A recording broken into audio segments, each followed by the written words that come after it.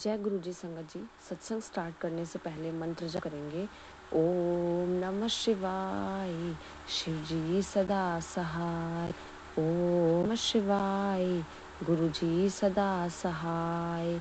संगत जी, जो ये मेरा सत्संग है वो मेरे खुद का एक्सपीरियंस सत्संग है, और इस सत्संग जो है इट्स अ ड्रीम दर्शन, आप कह सकते हो ड्रीम दर्शन है जो मुझे हुए थे। और इसको काफ़ी मुझे लगता है 6 मंथ्स से ऊपर हो चुके हैं इस ड्रीम दर्शन को आए। मैं कभी सोचती थी कि इस सत्संग को मुझे शेयर करना चाहिए था या नहीं करना चाहिए था, बहुत अलग था। तो मैं सोचती थी कि ये सत्संग को मैं शेयर करूं या ना करूं, लेकिन आज सही मौका एग्जैक्टली मुझे समझ में आ गया कि उस ड्रीम का क्या मीनिंग था। और और मुझे लगता है कि ये सही टाइम है आप सबको बताने का कि वो ड्रीम दर्शन में क्या था और किस चीज़ के बारे में गुरु बाबा मुझे क्या बताना चाहते थे टेलीपैथी के थ्रू। तो उस ड्रीम दर्शन में था कि मैं जो थी, एक वक्त था कि मैं जो बिल्कुल पूजा पाठ नहीं करती थी, एक सिंपल सी लड़की जो सिर्फ स्कूल जाती थी, पढ़ाई करती थी एंड देन थोड़ा बहुत वीडियो स्क्रॉल करती थी, टीवी देखती थी, बस। मेरे पास मोबाइल फ़ोन तक नहीं था उस टाइम। स्कूल तक पढ़ाई तक ही सीमित थी, उससे आगे मैं कुछ नहीं करती थी, ना कोई पूजा ना कुछ। लेकिन तब से गुरु आए, मैं ऐसा तो था कि भगवान में मानती थी, लेकिन कभी मैंने पूजा नहीं किया। कोई प्रोसीजर होता ना कि धूप बत्ती करना, सामग्री चढ़ाना, वो सब चीज़ें मैंने नहीं की। वो सब चीज़ें मैंने की जब गुरुपा मेरे लाइफ में आने वाले थे।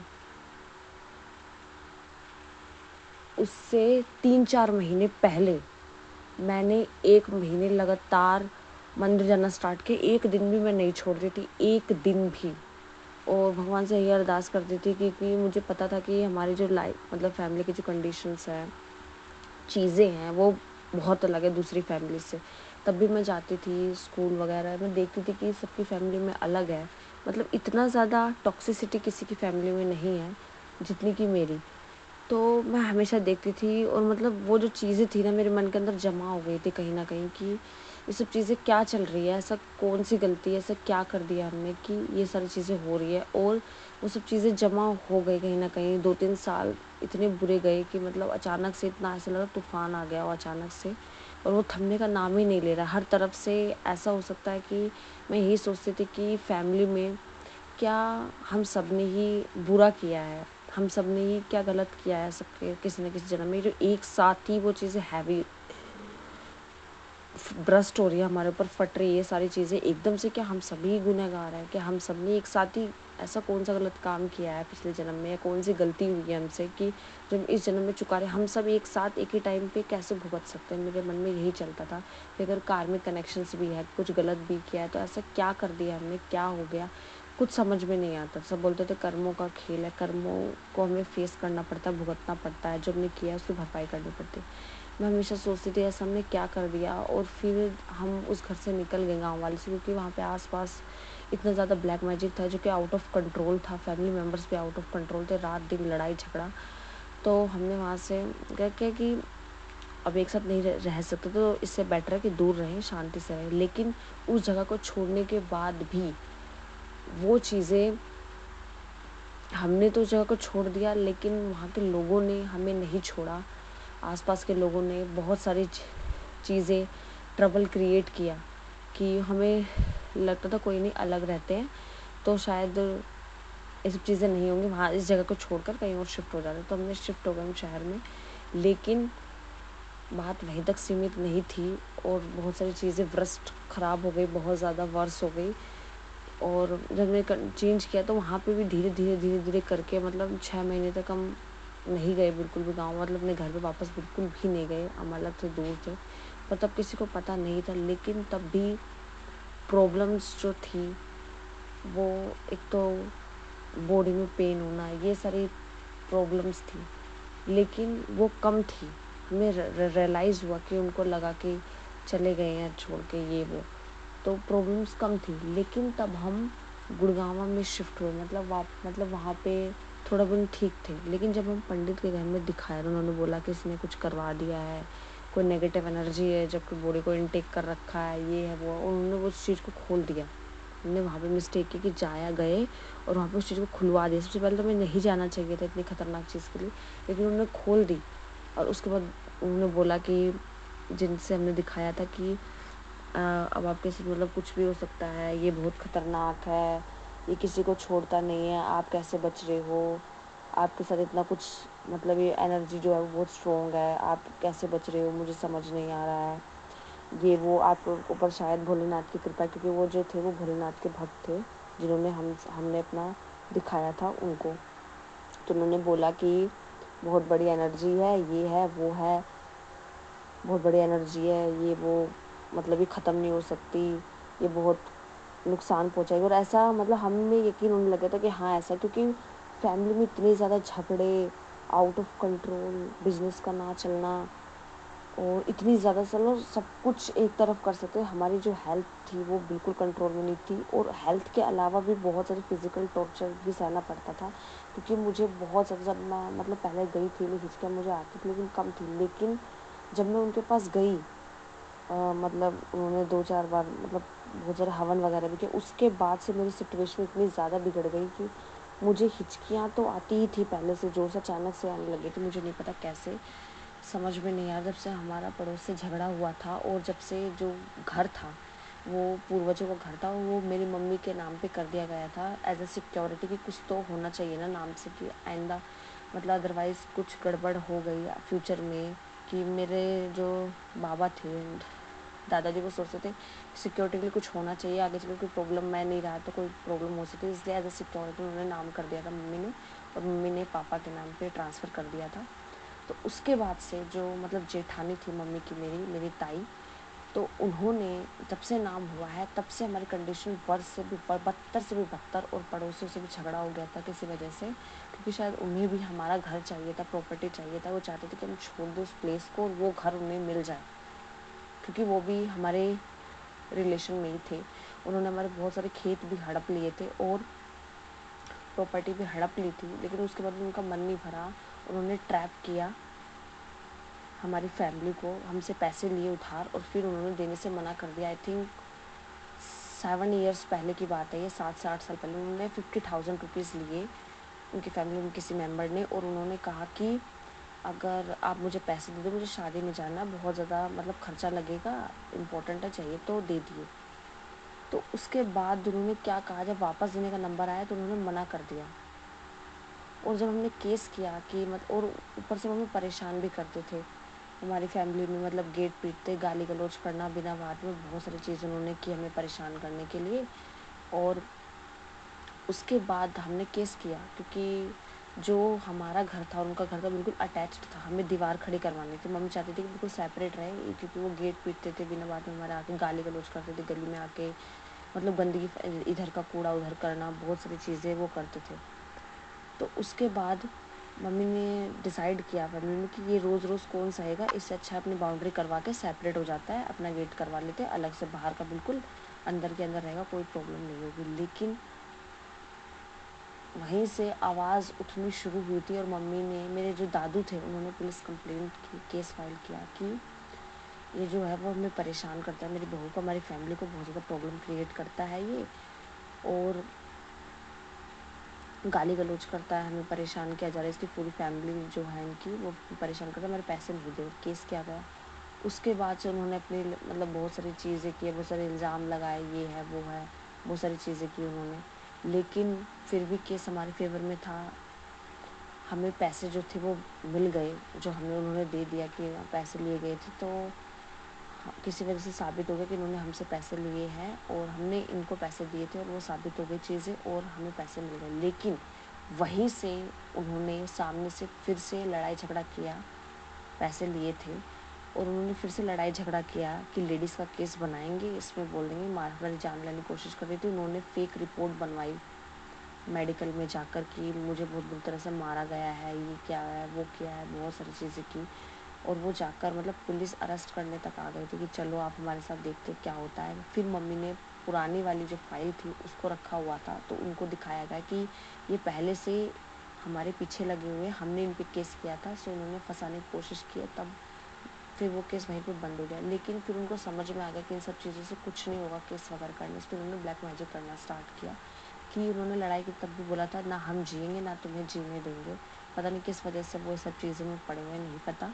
लेकिन फिर उन्होंने सब चीज़ें बंद हो गई। हमने सोचा अब लड़ाई झगड़े में क्या करना, हम भी थक चुके थे सब बार बार चीज़ें करना। आपको भी पता है कि पुलिस स्टेशन जाना कोई मामूली बात नहीं है। गाँव में रह के केस करना लड़ना बहुत टफ काम होता है, क्योंकि लोग तरह तरह के सवाल करते, ये कर दिया वो कर दिया। मतलब सही को जीने देना कोई जीना नहीं चाहता, और ख़राब को कोई ख़राब बोलने वाला एक नहीं निकल के आ पाता, और सही को सही बोलने वाला कोई एक निकल नहीं पाता, लेकिन सही को गलत बोलने वाले हज़ार आ जाते हैं। तो ऐसा ही हमारे साथ हुआ। लेकिन फिर भी वो जो केस की जो चीज़ें थी सॉल्व थी, और उनमें से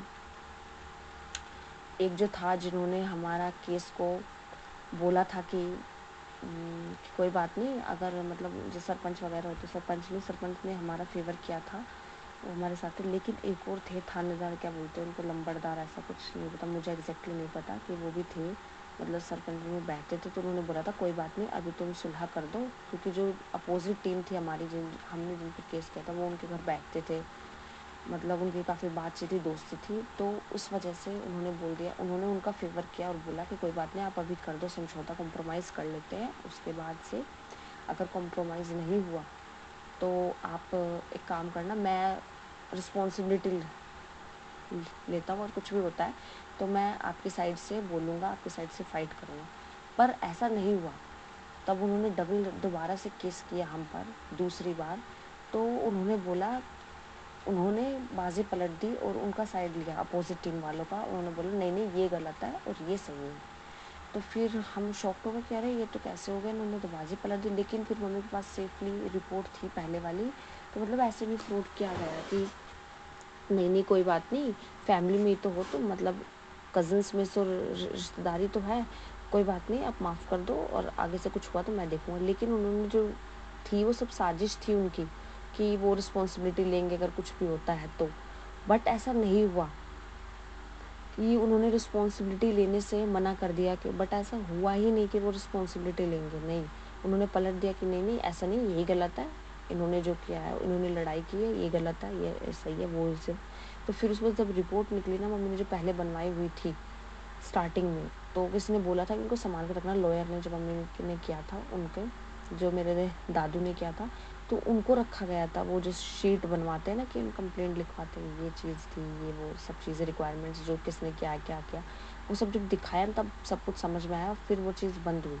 तो मतलब 2-3 बार ऐसे झगड़ा होता गया, उन्होंने मतलब नहीं माने वो, मतलब हर कोई गाली देना, ये करना वो करना, बहुत सारी चीज़ें हमने टॉलरेट करने के बाद केस करने का डिसीज़न लिया, क्योंकि कोई सिक्योरिटी नहीं थी। धमकाते भी थे, तुम्हारे घर में घुस जाएंगे, तुम्हें बदनाम कर देंगे, कुछ मतलब करने की कोशिश मत करना, पैसे हमसे मत मांगो, ये वो बहुत धमकाया उन्होंने। कि मतलब एक इंसान होता है ना, कि एक इंसान से जब कुछ नहीं हो पाता तो वो एक सोचते सामने वाले इंसान को बदनाम कैसे करता, कि हम बच सके, कुछ हमें करना ना पड़े, आराम की ज़िंदगी चले, गलत करते जाओ और सीना ठोक के गलत करते जाओ और अपनी मनमानी करते जाओ। वो ये चाहते थे कि बोल देंगे, मतलब इनको बदनाम करेंगे और फिर वो चीज़ें हमें कोई कुछ नहीं कहेगा। कुछ चीज़ें होती है ना, गलत चीज़ें से किसी इंसान को फ्रेम करना, वो चीज़ भी वहाँ तक कि वो पहुँच चुके थे। तो फिर आउट ऑफ कंट्रोल थी चीज़ें, और तभी मेरे दादू ने डिसाइड किया था कि नहीं, अभी नहीं चलेगा। तो उन्होंने हमारा साथ दिया, यानी कि मेरे पापा भी कभी इन सब चीज़ों में इन्वॉल्व नहीं होना चाहते थे। पुलिस स्टेशन चाहते थे कि नहीं, बाहर की बाहर सब सुलझ जाए। पर मेरे पापा को आई थिंक नहीं पता था कि मम्मी ने इनको पैसे दिए हैं, और मम्मी ने बिना पापा को बताए हुए ही उनको 50,000 दे दी। कोई बात नहीं, आस पड़ोस की बात है। उनकी जो वाइफ थी, जिनके हस्बैंड थे, मतलब उनकी जो वाइफ थी, वो मम्मी से बात करती थी, तो उनके ज़रिए उन्होंने 50,000 दे दिए। कोई बात नहीं, दे देते हैं, मिल जाएंगे, पैसे तो वापस मिल जाएंगे। क्योंकि मम्मी जब स्टार्टिंग में थी, तो मम्मी की, जो मेरी मम्मी है, उनकी मतलब स्टार्टिंग में वो सोचती थी जो चीज़ें हाथ में आए कि पैसे देती थी, क्योंकि वो बहुत पुराने टाइम में मम्मी की जो शादी थी मेरी, वो बहुत जल्दी एज में कर दी गई थी।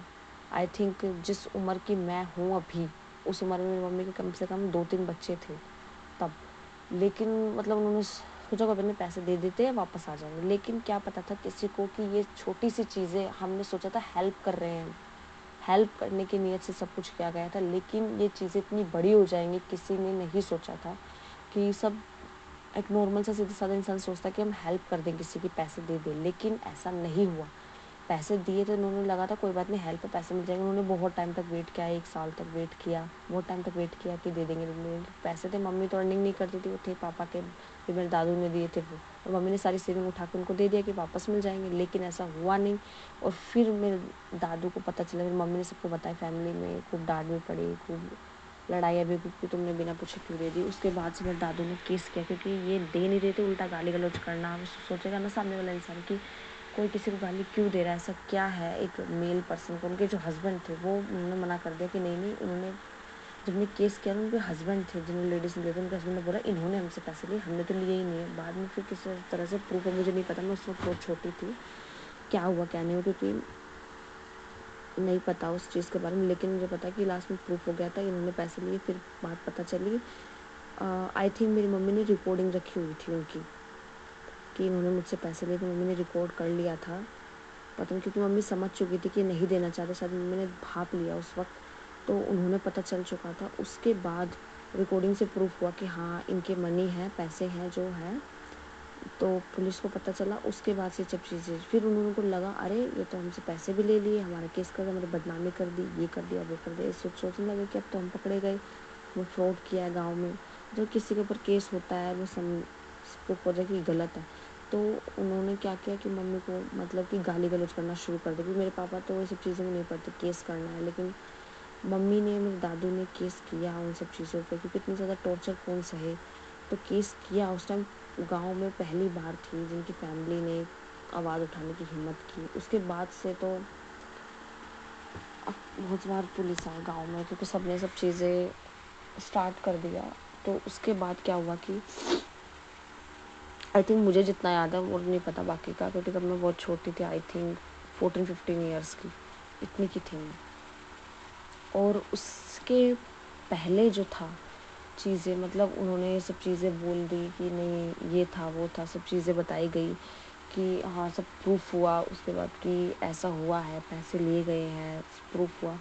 और मतलब काफ़ी ज़्यादा साजिश भी हुई, जो बैठे थे उनमें मेंबर्स में जो समझौता करवा रहे थे वो सब मिले हुए थे, वो सब कुछ डिस्क्लोज़ किया। हम पंडित के पास गए, मतलब हट गए वहाँ से उस जगह से, क्योंकि ब्लैक मैजिक करना स्टार्ट कर देने, उनको पता चल गया था केस करने से कुछ नहीं होगा, हम हार रहे हैं। और 2-3 बार उन्होंने पुलिस में हम हारे करने के बाद फिर जो अपोजिट टीम थी जिनसे हमारी लड़ाई थी वो 2-3 बार गए, जब फंसाया हमें किसी न किसी तरह से, लेकिन हम हर बार प्रूफ हो गया कि वी आर इनोसेंट्स।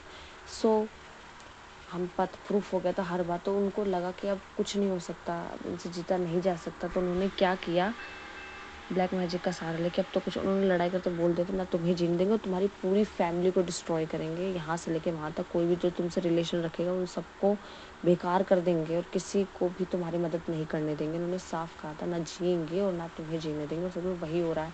एक तो वो हमारे साथ गलत कर रहे हैं, तो उनको तो ऑब्वियस सी बात सज़ा मिलनी ही है। और हमारे साथ बहुत ज़्यादा मतलब उन्होंने किया कि बच्चों की पढ़ाई छुड़वाना। ब्लैक मैजिक एक ऐसी चीज़ है जो अच्छी खासी चीज़ को बेकार कर देते, तोड़ देता है। लेकिन उस टाइम को जब भी हम याद करते हैं तो ऐसा लगता है कि काश वो टाइम में आया ही नहीं होता, काश ग्रुप अप पहले ही आ जाते। और हाँ, जब हमें पता चला, जब हम अपने गांव वाले घर में ही थे, तो हम यही इस बात को लेकर सोचते हैं कई बार, काश ग्रुपा से, जब मुझे फर्स्ट टाइम ग्रुपा के बारे में पता चला था, पहली झलक जब हमने उनकी देखी थी, काश हम तभी चले जाते तो ज़्यादा बेटर होता। और मम्मी तो ये भी सोचते, अब तक रिग्रेट करते हैं, तो काश हम गुरुजी के पास पहले चले जाते, जब वो थे, तो आज हमारी कंडीशंस नहीं होती, आज हमें ये सब नहीं करना पड़ता। सो शायद तब हमारा वक्त नहीं आया था उनके पास जाने का, क्योंकि जब वक्त आता है तब भी वो अपने शरण में हमें बुलाते हैं। तो तब मुझे फ़र्स्ट टाइम उनका चेहरा देखा था। मुझे आज भी याद है, जब मैंने फ़ोटो गूगल पे सर्च मारी थी, मेरे फ्रेंड के थ्रू मुझे पता चला था स्कूल टाइम में, और रेड कलर के चोले में मैंने गूगल पे पहली बार गुरुपा को देखा था। और स्टार्टिंग में मेरा या मेरी फैमिली का बॉन्ड गुरुजी से इतना गहरा नहीं था, हम तो विश्वास भी नहीं करते थे। फैमिली मेम्बर्स के थ्रू ही हमें उनके बारे में पता चला था। सबसे पहले मुझे मेरे स्कूल फ्रेंड के थ्रू। तो हम एक बार मैंने रैंडम से फ़ोटो देखकर छोड़ दिया था, चलो क्या करेंगे इतनी दूर जाके, दिल्ली, और हमारा गांव बिलासपुर में था, इतना दूर जाएंगे ट्रैवल करेंगे, इतनी दूर कौन जाएगा। मुझे तो ये भी नहीं पता था कि गुरुपा ने समाधि ले ली है, वो देवों के देव महादेव है। हम इस सब चीज़ से कभी पता ही नहीं था। कोई नॉर्मल सा इंसान जब बहुत सारी चीज़ें देखता है तो वो यही सोचता है कि बहुत सारी, जब उसने चक्कर काट लिए हों, दूर-दूर तक दिखा लिया हो, बहुत सारी चीज़ें टॉक्सिसिटी सही हो, एक के बाद एक उसने धड़ाधड़ उपाय किए हों, फटाफट से ये करेंगे, वो करेंगे, फिर भी आराम ना पड़ा हो, घर वाले उसको काटने को दौड़ते हों, तो वो इंसान का जो विश्वास है वो हिल जाता है एकदम, टूट के बिखर जाता है। तो पर कभी सोचा नहीं था कि भगवान स्वयं आएँगे हमें बचाने, प्रोटेक्ट करने के लिए, हर पल, हर घड़ी, हर साँसों की खबर रखेंगे हमारी, हर चीज़ की, वो होता है ना, हर चीज़ को, हम सबके जीवन को अपने हथेली पे रखेंगे, अपने हाथ को हम सबके सर पे रखेंगे। हमने कभी नहीं सोचा था कि स्वयं भगवान के साथ रहने का मौका मिलेगा, उनकी छत्र छाया में पलने का अवसर मिलेगा, कभी नहीं सोचा था। और कभी-कभी सोचते काश वो पहले आते, पर एक मन कहता है शायद हमारा वक़्त नहीं आया था, शायद, नहीं तो ऐसा हो ही नहीं सकता। अगर वक़्त आया होता तो वो ज़रूर पहले ही आ जाते। तो पर हम उनसे भले ही ना मिले हों, लेकिन वो हमसे पहले ही मिल चुके थे, क्योंकि हमने पहली बार उनका स्वरूप देखा था। और जब से हमने उनका पहली बार स्वरूप देखा, तब से ही हम उस मुसीबत से निकलने की शायद शुरुआत हो गई थी। उसके जब मैंने पहली बार गुरुपा का स्वरूप देखा, उसके नेक्स्ट ईयर ही हम उस टॉक्सिक माहौल से कंप्लीटली रिलीज़ हो गए। पर हमें भटकना पड़ा, शायद गुरुपा हमें समझाना चाहते थे पहले ही कि ये सारी चीज़ें तुम देख लो पहले ही। क्योंकि हमने बहुत भटका, मतलब साल 6 महीने हमने मतलब कम से कम आप लगा लो 1 साल, 1 साल में हमारी फैमिली में सबकी आंखें खुल गई कि ये पंडितों के जाने से हमारा कोई समाधान नहीं होगा। हम कहीं पंडित के जाते भी थे, 3-4 महीने जाते थे, फिर ऐसा लगता था कि नहीं हो पाएगा, जाने से कुछ नहीं हो रहा, हम छोड़ देते थे। लेकिन मेरी तबीयत इतनी ज़्यादा ख़राब हो जाती थी अचानक से ही कि सब डर जाते थे, कि मम्मी डर जाती थी, नहीं ये तो कुछ भी हो सकता है, बहुत भयंकर हालत हो जाती थी मेरी, मैं आउट ऑफ कंट्रोल चिल्लाती थी, हिचकियाँ ज़ोर-ज़ोर से लेती थी, इतनी ज़्यादा कि मम्मी डर जाती थी कि इसको कुछ हो ना जाए। इतनी ज़्यादा एकदम से उन्होंने इतना भारी ब्लैक मैजिक किया। एक तो जेठानी मेरी मम्मी की जो थी, क्योंकि जब से घर नाम हुआ था तब से ही सारी चीज़ें लड़ाई स्टार्ट हुई। मेरे भाई बहनों की पढ़ाई में, वो पढ़ाई में बहुत अच्छे थे, मतलब इतने भी हाई इंटेलिजेंट नहीं थे, लेकिन बहुत ठीक थे वो पढ़ने में, कि इतना कि हाँ भाई अपनी लाइफ को सेटल कर सके, इतना मतलब एवरेज थे। लेकिन एवरेज से इतना बिलो पुअर कर दिया गया मेरे भाई बहनों को कि वो पढ़ाई की बुक उठा के देखते तक नहीं है, दूसरों पे बिलीव करते हैं अपनी फैमिली मेम्बर से ज़्यादा, दूसरों की बातों पे गौर करते हैं और खुद की फैमिली को दुश्मन समझते हैं। ये चीज़ें उन्होंने हमारे साथ की, और हम आज तक कहीं न कहीं उस चीज़ को लेकर भुगत रहे हैं। मुझे नहीं पता मैं सत्संग आप सबके साथ क्यों शेयर कर रही हूँ। मुझे आज आपके साथ कुछ और सत्संग शेयर करना था, लेकिन मैंने ये पूरा कर दिया है, और अब मुझे रियलाइज़ हो रहा है कि मैं कौन सा सत्संग कर रही हूँ। शायद यही गुरुपा की मर्ज़ी है। मैंने सोचा नहीं था ये सारी चीज़ें मैं आज आप सबके सामने बताने वाली हूँ। सो मैं रिकॉर्ड कर रही हूँ आज आप सबके सामने। पता नहीं किसको गुरुपा क्या हिंट देना चाहते हैं, किसके लिए ब्लेसिंग्स है, मुझे नहीं पता, लेकिन मैं शेयर कर रही हूँ गुरुपा की मर्ज़ी से।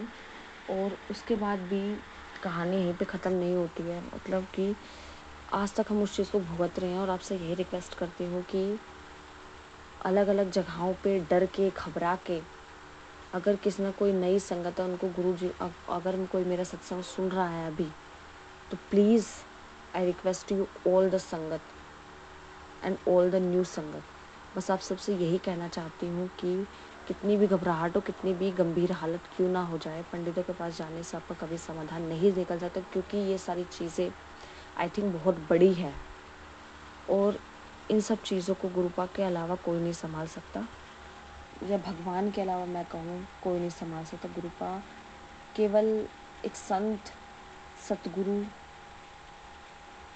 वो केवल एक मामूली से संत नहीं है, वो स्वयं भगवान है जिन्होंने सृष्टि की रचना की है। और हम सब बहुत लकी भी हैं कि ये सारी संगत पुरानी, जिन्होंने उनको, भगवान को फील किया है, उनके फिज़िकल टच को महसूस किया है, उनको देखा है अपनी आँखों से। शायद हम लकी हैं कि भगवान हमारे बीच में थे, और बहुत सारी संगत पुरानी उनसे मिली भी है, उनको टच भी किया है, उनकी सेवा भी की, अपनी आँखों से देखा है, उनसे बातें की है, अपने कानों से उनकी बातों को सुना है, फेस टू फेस सब कुछ किया है। शायद वो लकी थी पर वो कभी भी उनको सिर्फ गुरु की तरह ही या नॉर्मल इंसान की तरह ही मानती थी। लेकिन हम लकी हैं कि हम समझ गए कि वो अब वो पुराने संगठन को समझ में आ रहा होगा कि वो भगवान थे स्वयं, जो धरती पे आए थे। और हम लकी हैं कि पहले के ज़माने में लोग लाखों करोड़ों साल तक तपस्या करते थे, जब जाके उनको एक झलक देखने को मिलती थी। लेकिन हम लकी हैं कि इतना सारा टाइम स्पेंड करने को मिला गुरुपा के साथ। अब भी ये मंत्र बोलते नहीं है कि हमारे सामने आ जाते हैं, हर चीज़ का हमारा ख्याल रखते हैं। पहले ऐसा नहीं होता था, पहले बहुत लंबी लंबी तपस्या करने पर तब जाके भगवान मिलते थे। लेकिन जो पहले की संगत थी वो सिर्फ उनको एक इंसान ही समझती थी स्टार्टिंग में। लेकिन जब उन्होंने समाधि ली तब सबको रियलाइज़ हुआ कि गुरुपा वो नॉर्मल से संत साधु नहीं थे, वो स्वयं भगवान थे जिन्होंने समाधि ली। शायद वो इतने ही वक्त के लिए आए थे, उस कहानी के बारे में तो मैं नहीं जानती, लेकिन शायद वो इतने ही वक्त के लिए आए थे। और अब हमारे बीच में ना होकर भी हमारे बीच में, क्योंकि वो गॉड है, वो हमेशा थे, हमेशा हैं और हमेशा रहेंगे। He is immortal. कि वो अमर है, कभी ऐसा नहीं कि वो चले जाएंगे, वो हमेशा हमारे बीच में रहेंगे। और तब भी हम उनको सच्चे दिल से याद करेंगे, वो हमेशा हमारे सामने आएंगे। क्योंकि ये मेरा खुद का एक्सपीरियंस है, जब भी मैंने उनको याद किया वो हमारे सामने रूबरू हुए, मुझसे फेस टू फेस दिखाई दिए।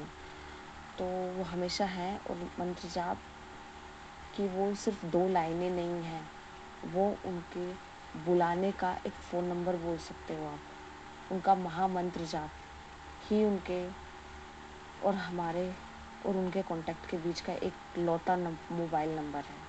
तब भी आप उसको मिलाओगे, डायल करोगे तो सीधा उन तक ज़रूर पहुँचेगा। इसलिए महामंत्र जाप ज़रूर करिए, ज़रूर करिए, ज़रूर करिए। वो सिर्फ 2 लाइनें ही नहीं हैं, वो सब कुछ है। हमारे जीवन की हर मुसीबत का हल, हमारा सैटिस्फैक्शन, हमारी खुशी, हर मुसीबत से निकलने का रास्ता, हर हर दुख को पीछे छोड़ने का एकमात्र इकलौता रास्ता, हर चीज़ को पाने का इकलौता रास्ता, एक मोबाइल नंबर। ओम नमः शिवाय, शिव जी सदा सहाय। ओम नमः शिवाय, गुरु जी सदा सहाय। जब जब आप इसको बोलेंगे तब तक आप गुरुपा से बात कर पाएंगे और उनसे जुड़ पाएंगे और अपनी सारी मुसीबतों को पीछे छोड़ पाएंगे। इस सत्संग को मैं यहीं पे विराम करती हूँ संगत जी। जय गुरु जी, शुक्राना गुरु जी, धन धन गुरु जी, जय जय गुरु जी, वाह वाह गुरु जी। संगत जी।